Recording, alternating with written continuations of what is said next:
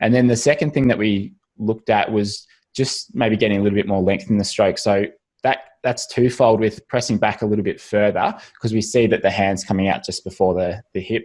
So did you notice that when you were swimming? Because you mentioned that it was something that you saw, but you weren't sure whether you need to go further, or what was that like for you? I want to say that it was actually in our first analysis, probably 18 months ago, that you had got me to press back a little bit further, because I was probably coming out, if we're looking at my Speedo line, maybe 3-4 inches in front of it, like closer to my chest. So to see that right now, it's not surprising that it's still short, because that's something that I think I've been battling for a long time. I got little short T-Rex arms, so it's hard for me to, I just naturally want to kind of keep them in closer to my chest almost. Yeah, gotcha. And so with that part of the stroke, like some people press back too far and they fully straighten the elbow, straighten the arm, and they kind of get stuck a little bit. So you still want a little bit of bend in that part of the stroke. But one of the reasons why it's worthwhile pressing back just past kind of, what would it be? I don't know in terms of inches, but maybe 10, 15 centimeters past the hip there, is that extra bit of pressure at the back will give you a little bit more propulsion, and it helps give you more length with the arm in front. So we've talked a little bit about the Serape effect before, but it's essentially that it's the connection from your hips through to your rib cage, so through your torso there, and it's the lengthening of the muscles through there to then be able to snap back and contract. And you can get so much power from that part of the stroke. And I think in order to get more out of that Serape effect, so better connection through the hips to the upper body, it will probably involve pressing back a bit further and maybe stretching out and reaching a bit further with the hands in front. So we'll go to this top view here. I've often wondered about that snap effect, because you talked with me about that as sort of the next evolution of my stroke when we did our last chat 6 or 9 months ago. And always looking at my footage, I don't seem like I've got that snap. So I wonder if I'm at that point that exactly what you're saying, that I can start connecting those, because I know you've got the steps, and the Serape effect is towards the end of your swim technique progression steps, right?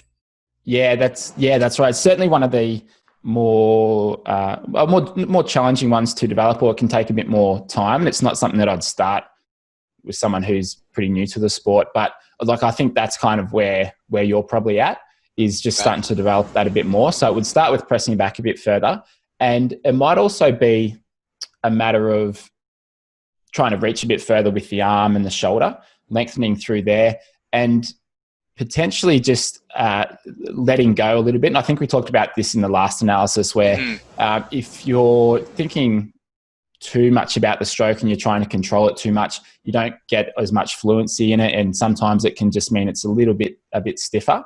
And maybe that's the case here, where we're filming and we're looking to just try and perfect the stroke as much as possible, and the swim spar's at probably a slightly slower speed than what you'd be racing at, so there's probably not as much flow as you'd normally have. But I think that's maybe being able to just let it go and allow yourself to just lengthen it more, and potentially do some strokes there where you might fall out of place or you might overreach, but just kind of getting to that point where you can free yourself up a bit will be a good thing to experiment with when you can get back into it.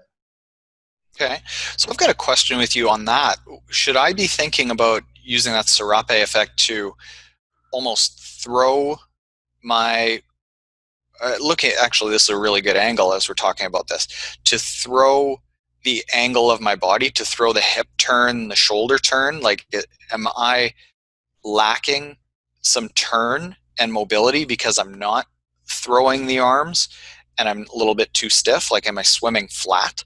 Yeah, I think so. So, like particularly for a lot of people, they prefer to be longer on one side than the other. So if there's a side that you prefer to breathe to, so let's say you prefer to breathe to your left-hand side, then your right arm, that side should probably reach and be a little bit longer. And maybe rotate a bit more as well. Like you can see there The rotation looks to be about, might be the low 30s degrees there at its furthest point. You could go a bit further. You can bring it up to 40, 45 if you want.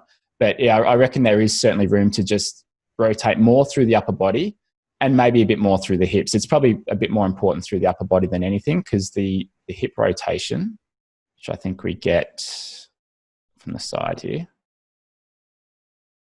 that's fine. Like, it wouldn't need to be any more than that. But yeah, I certainly think through the shoulders at times, yeah, there's room to rotate more, but probably more through the part once you've entered. And talking about throwing it, we'll get this front view here. So at times, I'll see it on this one.